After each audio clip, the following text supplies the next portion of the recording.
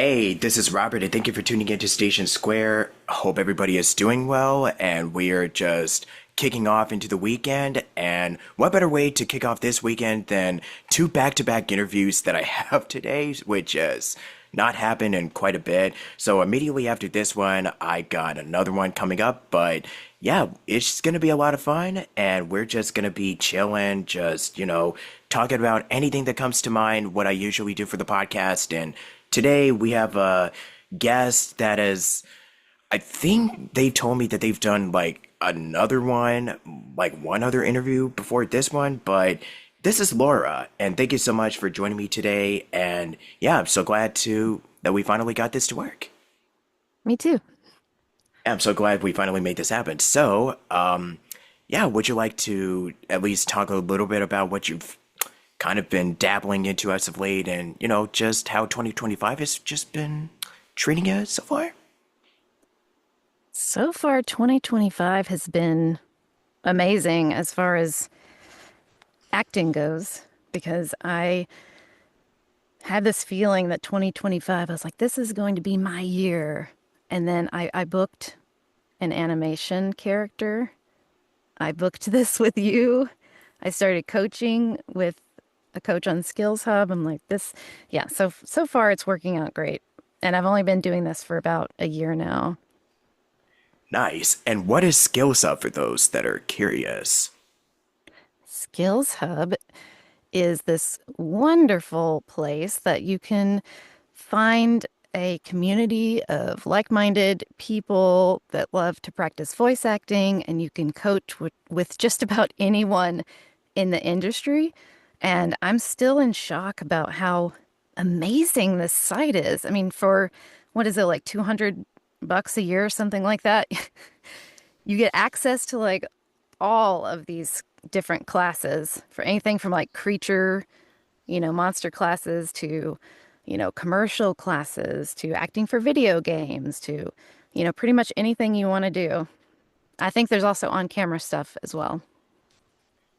Yep. And for those that are keeping track, I'm sorry. Skills Hub is it is a really great website if you want to learn more about voice acting, but like Laura said, it's also a place where you can just dabble into creatures on camera. I think they do motion capture, if I'm not mistaken. Yeah, they pretty much do all type of things. And, of course, we do love those audiobooks. So yeah, I'm just really happy that we finally got this, that today is just the perfect day to do this. So I guess let's just jump right into this. Okay.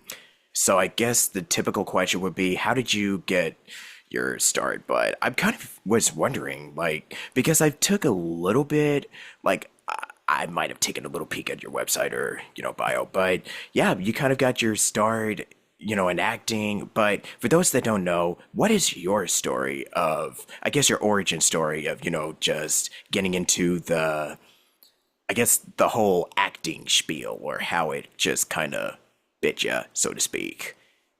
What's your little story? I think that happened when I was a kid, honestly. Like my mom bought me a karaoke machine and I had like cassette tapes that I would pretend I had my own radio show and record myself. And uh yeah, I think I was just doing kind of mimicking a lot in my life too, like a lot of animation characters. Um and just I think that voiceover was always the place I was heading. Um, but I think I never really was able to take any acting classes until, after college because I never really could afford it before then. But yeah, I think that acting is one of those things that you can never finish, you know what I mean? It's a constant challenge, and I think that's what I love about it the most because it's every single time you get a new script, it's a new challenge and a new, and I'm a problem solver. I love solving, figuring out different ways to do things. And yeah, I started taking classes, on-camera acting classes when I was in my early 20s. I did that for about 11 years. And that was so helpful because I learned a lot about myself. And I think that's probably what a lot of actors go through, I would say, because I get to experience all these emotions that I never ever like had experienced before in my life.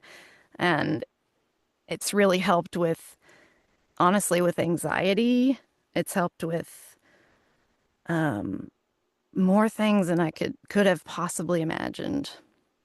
But I think doing that for so long, and then plus we go to a lot of conventions, like sci-fi conventions and stuff, which you just went to one, right?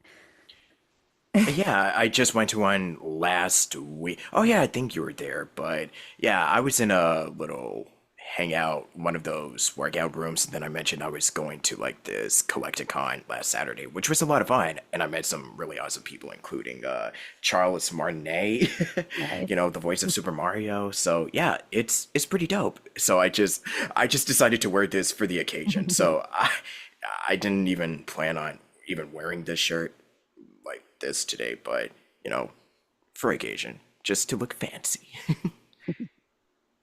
But yeah, I think you were still talking. Didn't Oh, mean to interrupt. yes, I feel like it all is just kind of, when you look back on it, it's all these steps that are leading towards a specific thing. And like, an acting background, plus I feel like all the nerdiness in my life in general, like video games, like my husband and his family own an elf ear company called Eridani, so we actually make prosthetic elf ears.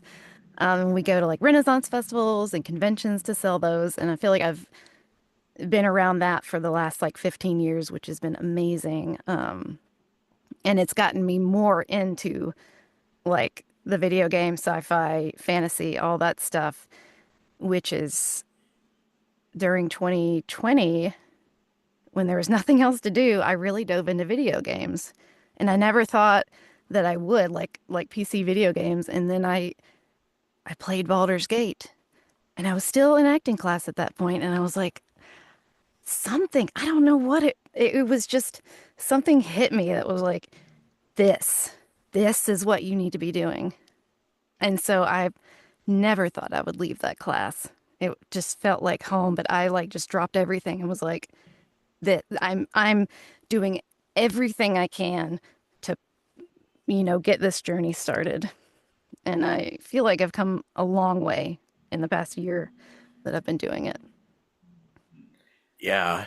I mean, for those that are just getting their start like a whole year ago, and I mean, there's still people like that I would meet on Skills Hub that literally would just get their start, and they're already booking animations, like you said, interviews, and yeah, just doing a lot of this other stuff. I mean, audiobooks is kind of like a niche that is like it's definitely a skill. Like the more conversational reads where you have to actually be chill and calm and actually sound like you're talking to somebody, it definitely takes time, but for some it can be natural. But for those like me, it's like for those that are kind of used to doing like the all the crazy character high energy stuff, it can be like, wait, how do I sound normal? You know what I mean? How do I Hmm. do Hmm. that? Yeah. That little ballpark. Yeah. And I mean I've done, plenty of interviews where I have discussed like the important like what's so important about, the conversational stuff with other audiobook narrators. So if you want to check those out, definitely, just subscribe to my YouTube. Yeah, I think it also helped taking, so I didn't just like dive into it as in start auditioning. What I did was I dove into it by finding all the information out about the industry. I think I spent the first 6 months every single day listening to podcasts, watching people's YouTube channels, and just learning everything about the business side. And not saying I know everything, but I've just been like absorbing all of this information from all these different places. And so I felt like, until I felt like I was ready to start. And with my making short films and that background, like I love to edit, so I was like, oh, I could probably just write some stuff and record it and edit it and make little samples and clips and yeah, I think I am now ready to start auditioning if I can find those auditions. I mean, there are a lot of places you can audition. Like, you can just record your stuff and then just send it out there and probably forget about it, hopefully. But I could just send over a list after this is all done. Mhm. So, yeah, just that way, just to help out a fellow actor. I appreciate that. Yeah, of course. So, I guess another fun fact about you is you're an admirer of nature. Just share a little bit about that. Oh, yeah, I love just being outside. I love um sitting outside and drinking my coffee in the morning. It's just like so peaceful and relaxing. I am a gardener. I love um planting vegetables and herbs and flowers and I could I've told my husband that I could just like live in the middle of the woods. I think it just feels so good to be out in nature and I think it's healthy for everyone to be out in nature. And just if I'm ever feeling a little gloomy or anything, I'll just go and take a walk and it really helps just going outside. Just Yeah. admiring the little things about nature, like go out and sit in the grass and look at all the clover flowers, see if you can find a four-leaf clover, like, stuff like that.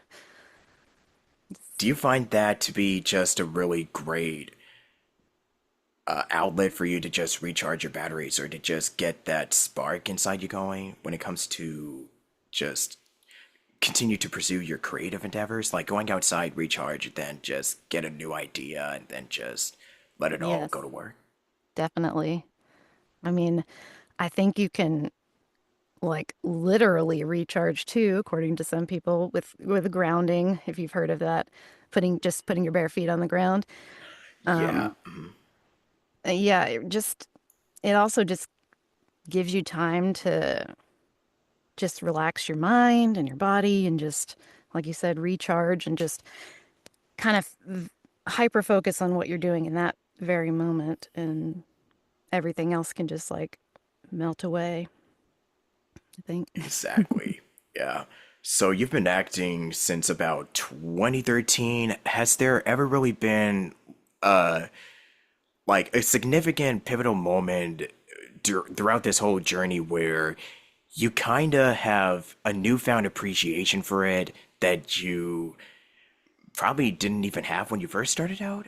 Like at any other point in your career for the last like a decade that you've been doing this or so professionally? Well,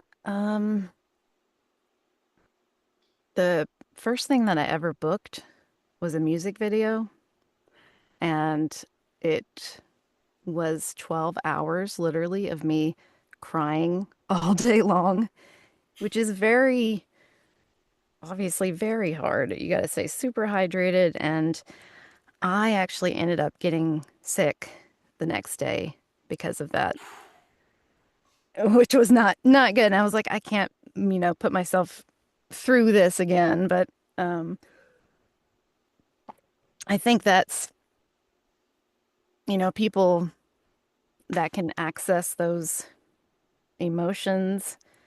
Just it's really hard to continuously do that for a long period of time, which a lot of actors have to do, on set. And it can sometimes put a lot of wear and tear on your body, like make you sick. Um, but what was the last part of the question? Uh, Oh, yeah, it was just something that was very pivotal in your acting journey. I mean, that was pivotal for me, but I'm trying to like figure out a positive way for that it was Yeah, yeah, yeah, yeah, pivotal, yeah. but No like worry, no worry. I Take your don't time. know if it is real if it is a really a positive thing because it was kind of it was kind of upsetting at the same time because the makeup artist and the clothing, the wardrobe person, you know, I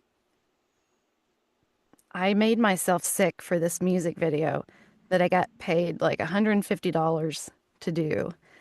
And that's fine, whatever.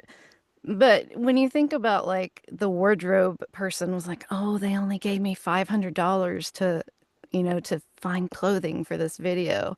Or, the makeup person, I'm sure, and everybody's really good at their jobs, but I kind of feel like, wow, that's really sad that they're not like valuing the actor as much as they could be, in this particular moment. Um, so that kind of, I think, made me realize that I don't like that's not the route that I want to go down. And there was also a very pivotal moment that I realized that having an on-camera agent was also not for me. And I think it's like an anxiety thing. And so I'm trying to not be too negative about this, but I've experienced a lot of anxiety and trauma around having an agent that is an on-camera agent, like not a voiceover agent, but just on camera, because um, they kind of expect you to drop everything that you're doing, which with a voiceover agent, like I feel like on-camera stuff is stressful because you have to find someone to read with you. You have to, you know, like possibly cancel a vacation if the production decides to like move your schedule around. Um, there are just so many things that I was like, I don't know if this is for me. So I that's why I moved to more like making projects with my friends, which was a lot more fun than that. And I'm not bashing on camera stuff or at all. It was just a personal thing for me. So just yeah, anxiety inducing. Wow. Now that's something new you don't hear. Getting in, I mean, here's my take on the agent. I mean, it can be like, having an agent can have its ups and downs, but I don't think I've really heard anybody have like a traumatizing experience with one. That is something I I have not did, and heard of. I when I That's would new. get an email from my agent, I didn't even want to open it. It gave me such anxiety that I was like, ah, and I was never ever excited about that part of it. And it's like, I can't do this. Like, I gave myself many, many tries of doing it. And then finally, I was like, I just can't do this. Why am I doing this? I'm not excited about it. And that's one of the reasons I moved into voiceover as well, because I couldn't see a future for myself in the on-camera world, and with voiceover, I was like, oh, I can very clearly see a path. And I've gotten a few auditions for voiceover stuff, and I immediately want to go in and record for that. And I'm like so excited about it. And I'm like, this is what it's supposed to feel like not being scared to audition or, anxiety inducing. Like it's supposed to be exciting. And I finally feel that excitement that I want to be feeling for for acting. Yeah. Amen. So would that also be like getting into acting? Would you say that pursuing this path was also how you met your husband, Michael, and your sweet little furballs? Cats. Oh, actually I met my husband through my sister, surprisingly. Like she's 6 years older than me, but I was hanging out with her when I was 16. Um, and Mike is 7 years older than me. So obviously back then when we first met, like in, among groups of friends, that was not going to work out. But later on, um, uh, I had just graduated college with like a fashion and design degree. And he, owns a costuming company with his family. So I was like, well, do you guys need someone that can sew costumes for you? Because I can do that and I can build up that part of the business. And so I did, and it just kind of went from there. And that was another one of those things that was a very strong pull. I was like, I know I'm supposed to be with this person. I know I'm supposed to be doing this. Yeah. You just gotta listen to your intuition sometimes, Yeah, and then the like a snowball lot of the effect, times. then it just kind of rolled from there, pretty It did, much. yeah. Yeah, and the cats. The cats, oh, well, my cats and his cats did not get along when we first moved in.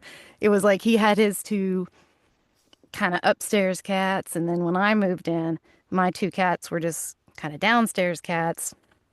That was a whole thing.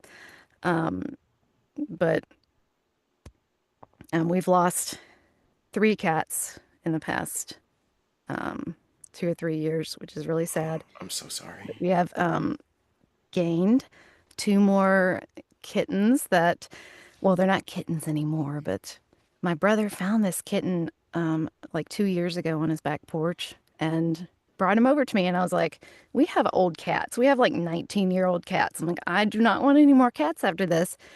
But she was just like, no, you're going to keep me and I'm going to do everything I can to make sure you don't adopt me out to anybody else.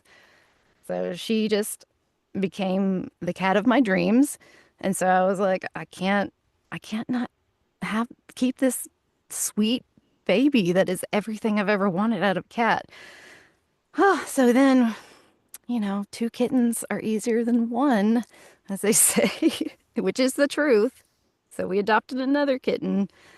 Yeah, so that's how that came together. And we recently adopted, as of like 3 weeks ago, another kitten that we were rehabilitating because she couldn't walk. She could walk, and then we trapped her and got her fixed, and something happened, and she just lost the ability to walk. She could sort of like scoot around a little bit, but she was almost completely helpless. And the vets were like, you can take her to a neurologist, spend, you know, thousands and thousands of dollars getting like, an MRI, CAT scan, or you can put her to sleep, or we can try steroids. Sometimes steroids helps out with it's weird thing. Like steroids for cats is somehow like can be a cure-all for some things. And so of course we were like, let's try the steroids. And within like 2 days of her being on those steroids, she started to scoot along the floor. 3 days, 4 days. By the fifth day, she was using her legs, like all four of her legs.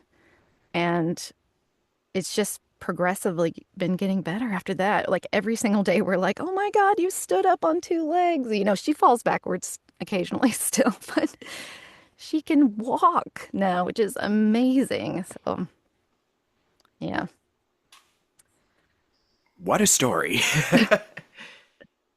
Man. I yeah, what a story. Because I know they say that like don't do steroids, but apparently it I mean, don't do drugs. I'm just gonna say this right now to anybody listening to this. Please don't do any of that stuff. But I mean, glad that your cat's doing better, but still, don't do steroids. Period. But yeah, like you've also done a bit of stunt work practice. So yeah, just talk a little bit about doing stunt work and how that's been very helpful with your voiceover journey and other endeavors.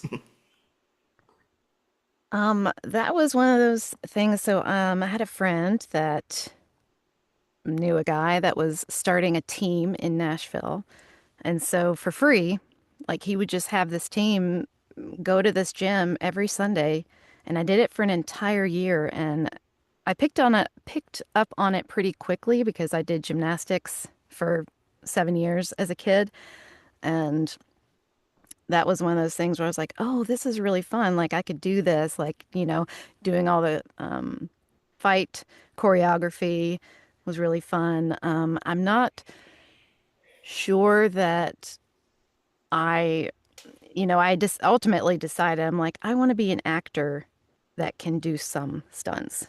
I don't want to be a stunt person that can act. You know what I mean? It's like you kind of have to make a little bit of a choice there from what I've seen. Because there's some people in his class that have just skyrocketed.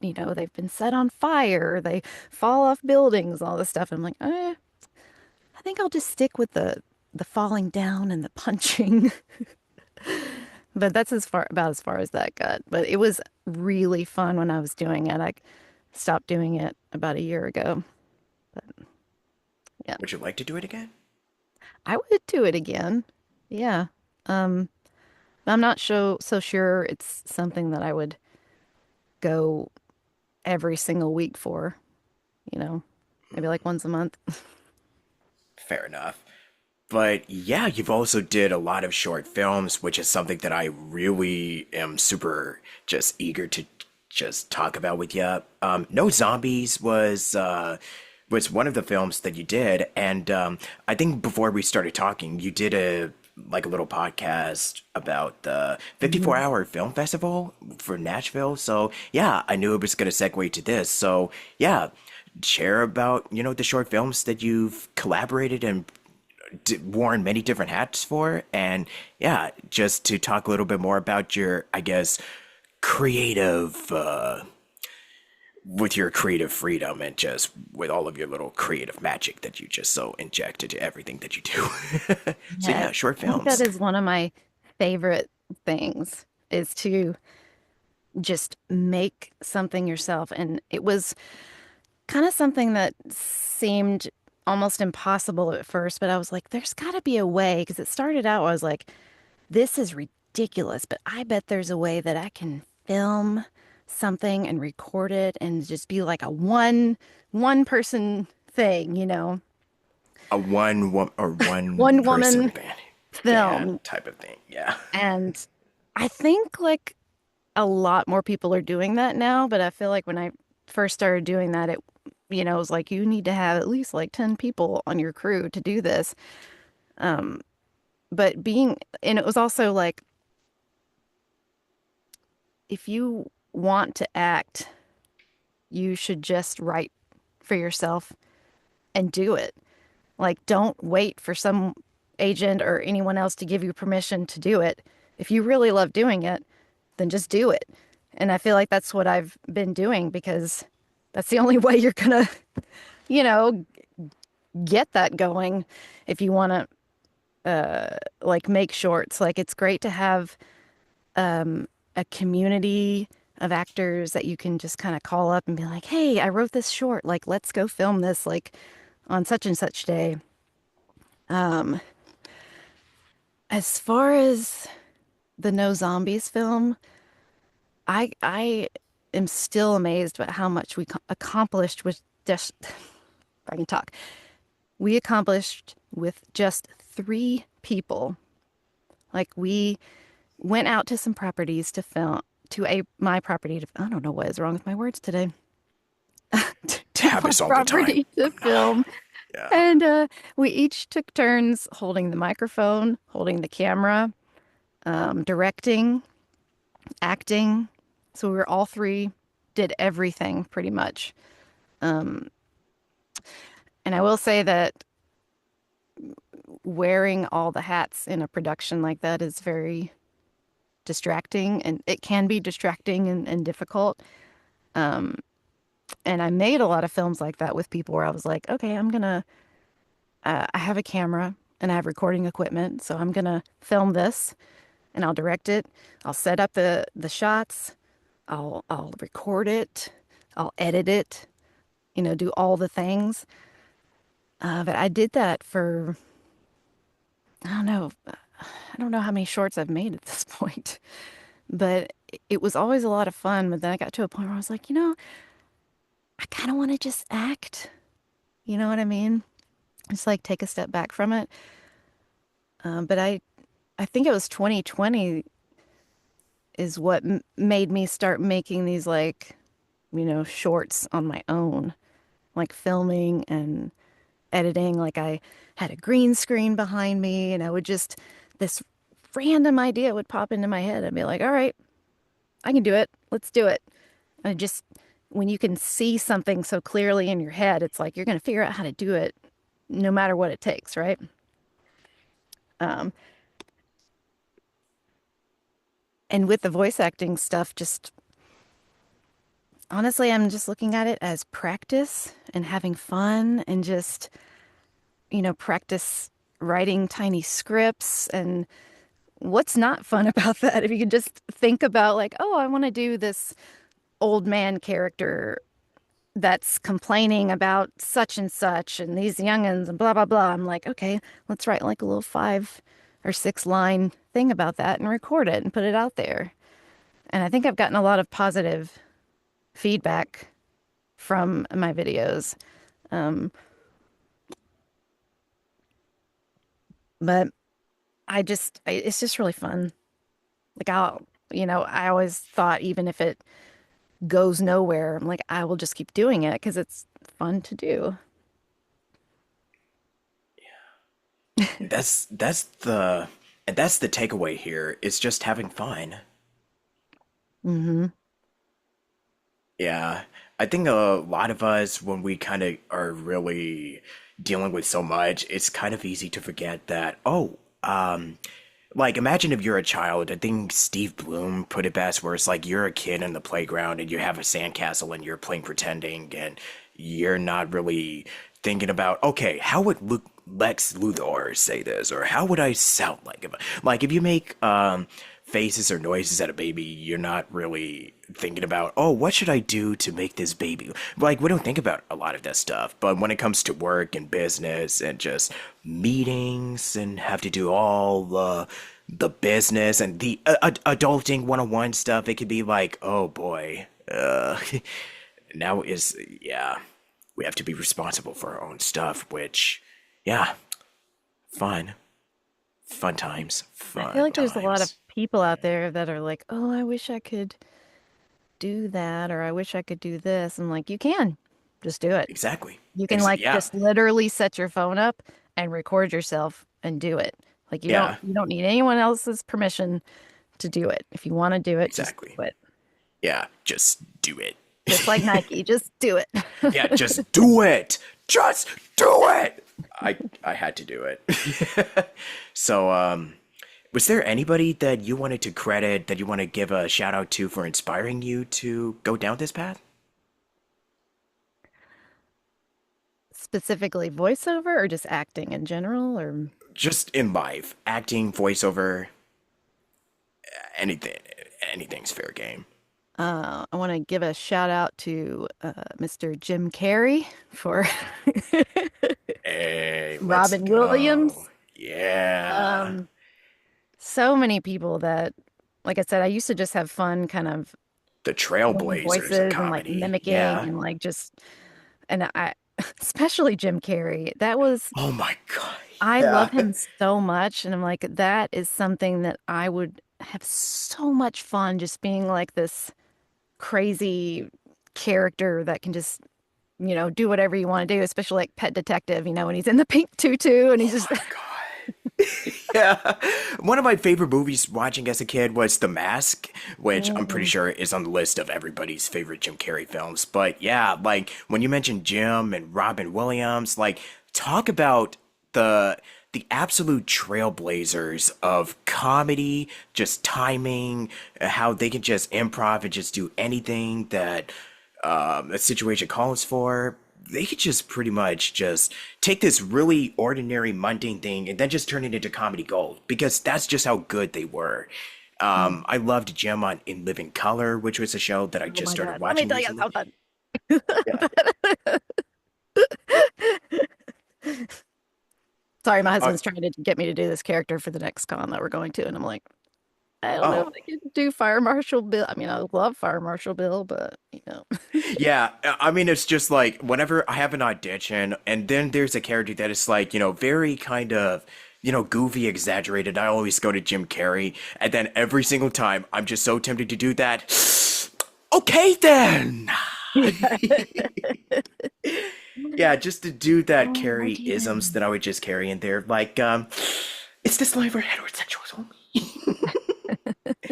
Yeah, that. Oh my God, I could just talk about Jim Carrey for days on end. Mm, Seriously, like if we were to do like, oh yeah, because I think Skills Hub does like those social hours. Then I think we would just kind of geek out about like the movies and mhm. best quotable lines and just geek out about our favorite comedians like Robin and Jim. And some of my all-time favorites are. Let me see. I have a long list of people, but the ones that immediately come to mind are Jerry Lewis, Eddie Murphy, Dave Chappelle, so on and so Mhm. forth. I know I'm just kind of going off on a list here. Will Ferrell is another reason Oh one. yeah. Yeah, Yeah. from Saturday Night Live. Mhm. Oh yeah, Chris Farley. Yeah, Oh yes. yeah, Phil. I mean, a lot of the ones that are from the '90s that have unfortunately have are no longer with us are kind of like my all-time favorites. Saturday Night Live in Living Color, like that was just pretty much. And Nickelodeon with all of that was also kind of my thing back. I liked a lot of the sketch comedy, so that was kind of how I kind of got interested into acting. I wanted to be like a kid, kind of comedian actor doing like groundlings, that type of stuff, improv. So that was kind of what I was doing before I even started voiceover. So yeah, more you know. So thank you everybody for inspiring me and Yeah. inspiring Laura. Yeah, Yeah. right on. Yeah. Alrighty. So I don't yeah. I think we'll just probably conclude in the next part. So if you're wow, now here I go, my words. If you are liking this so far, if you are liking this so far, um, like, comment, subscribe, whatever YouTube mumbo jumbo, and I'll see y'all in the finale coming shortly. And this is Robert, and I'll see you in a bit. All right, peace. Bye. All right, and welcome to the finale right here. I don't really have much else to discuss. I think I might have sent over some questions. Oh wait, let me do this. All right, there we go. Now we're cooking. I know I've sent over some other questions, but we'll probably cover those another time when we do a follow up because I always do like, follow up interviews or episodes maybe a couple months down the line, so we'll just see what happens. But for right now, what we just say, oh, sorry. I think one other question that I had for you was, what is something that what is something that do you consider to be the most creatively fulfilling or rewarding about any of your endeavors as of right now? I find everything creatively fulfilling and rewarding. It's like really hard Yeah.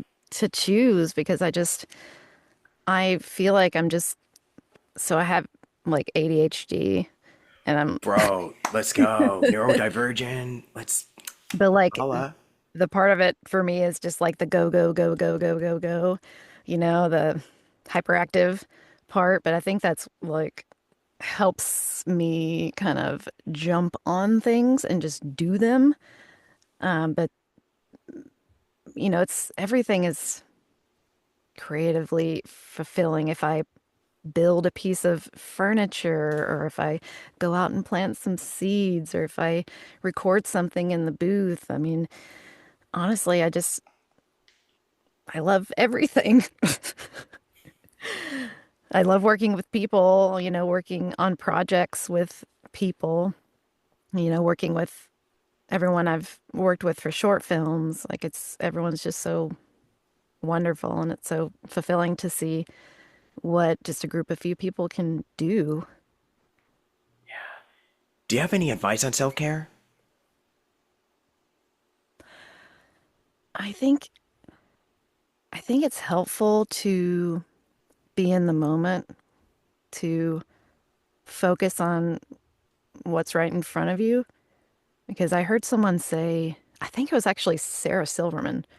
She was saying like living in the past is depression, and living in the future is anxiety. So just live in the now, and focus on Yeah. what's right in front of you because most of the time, anxiety is just all the stuff that you make up in your head of future events that will probably never happen, but your body is just like, I don't know, all these things, like your brain is trying to protect you. It's like, okay, thank you, brain. Just calm down. I'm just going to focus on what's right in front of me. These things are not real and they have not happened. This is not a, you know, life or death situation. So sometimes you just got to take a step back, I think, and be like, I'm just, making up these things in my head for anxiety inducing things. And would you say those are kind of like some of the challenges and hurdles to overcome working as an actress?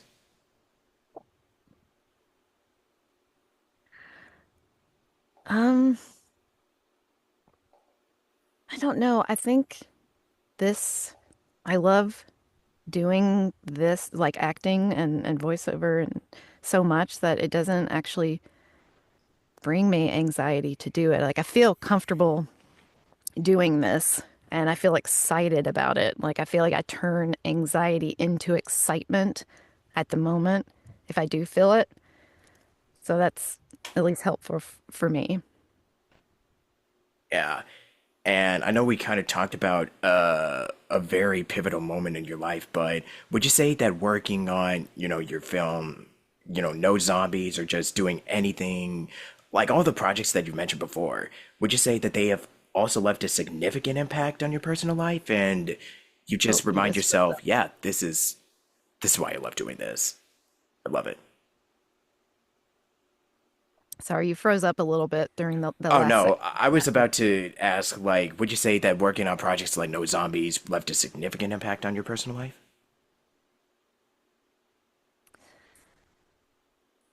It made me feel super proud of what we accomplished, and it made me, even more driven to just make and make and make. It's like I just want to be creative all the time and just constantly be making something.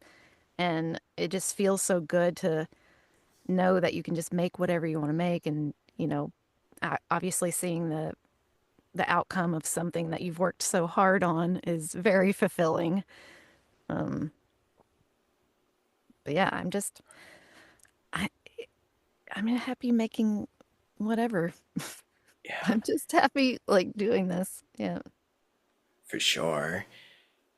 Yeah, since we're now at the end of this, feel free to promote or just talk about anything you're the most excited about this time. I know you mentioned a convention, but what is something else that we can expect to hear Miss Laura in at some point in the future? Well, hopefully some video games because that's what I really want to do. I the animation that I got cast in, I think is a group of students, and that's exciting. I'm playing like this little demon creature, which is amazing. Um, as far as, my TikTok and my Instagram, you can find all kinds of random videos of me doing Yeah, stuff on plug there. in your socials and the website. Yeah, gotta get that going. Yeah, like recently I've been doing these like the SNL Deep Thoughts by Jack Handy. I've been doing deep thoughts about my cat. Like, um, if I'll just randomly think of something, I'll run down to the booth and record it. And you can find all that randomness on my, yeah, on my socials. Even Yeah, like the one of the most crazy things I would say is a short that my friend and I did. It was actually two shorts, a two-part what with talking toilet paper rolls. So you can find that on TikTok. oh man. Yeah, I love doing the silliest stuff too. Like, it makes me so excited to just like a random idea will pop into my head and I'll be like, "Oh my God, Mike, I want to do this." And he's like, "Oh yeah, then you can do this." And I love like, bouncing those ideas off of people and just doing it.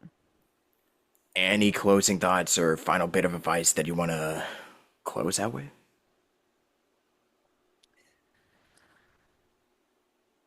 Um, I don't know. I think everybody should be, you know, don't ever get down on yourself because if you want to be, a creative, like you are a creative, and just know that you are and don't, you don't, everyone feels like an imposter sometimes, and, you just got to keep at it.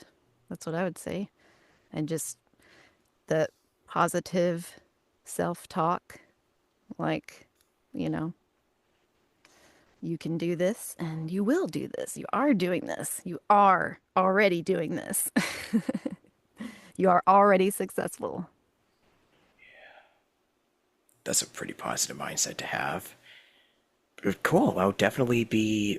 I'm gonna steal it. I'll use it for future stuff. So yeah, future interviews. But I think that's just pretty much it. Would you like to do the outro for the show before we conclude? Sure. What do I do? Yep. So all you have to say is your name and list of projects you've done. What do you do? And this is Station Square Podcast with Robert Jackson. Something like Oh my that. gosh. Whenever you're ready, take it away. Wait, name and list of projects that I've done. I don't think I have a list of big list of projects. Anything works. Okay, so my name and list of projects and This is Station Square Podcast with Robert Jackson. hey, my name is Laura Bielaczyc.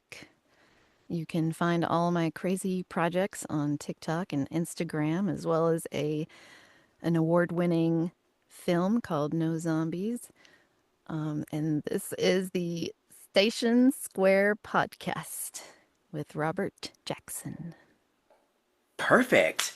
Yeah, thank you so much. Anything else that you want to close out with, or we? I don't know. My brain's just feeling all like jumbled this morning. So like, just like I feel like Welcome I'm to my world. stumbling over my words this morning, and just everything's kind of rattling around. And so I swear I'm not this spacey. No worries, you did excellent. Well, thank you. Yep, anytime. But yeah, you can check out her website where you can find headshots, demo reels, resume, just pretty much a lot of her social platforms on there. And yeah, just gotta keep on getting ourselves out there when it comes to business, like updating your stuff, and yeah, just get all that the swagger going on. But yeah, I also have a website. You could just check out my card, which I'll probably include it in the description once this all goes up. But yeah, thank you for watching. See, look at me now. I'm tripping over my words. But thank you so much for watching. Stick around next time on Station Square Podcast with Robert Jackson and with Little Miss Laura here. Thank you so much for watching. And if we do a follow up in the future, only time will tell. And until then, catch you later and have a good weekend. Peace. Live long and prosper. Bye bye. Yeah, right on. All right, see ya. Love you.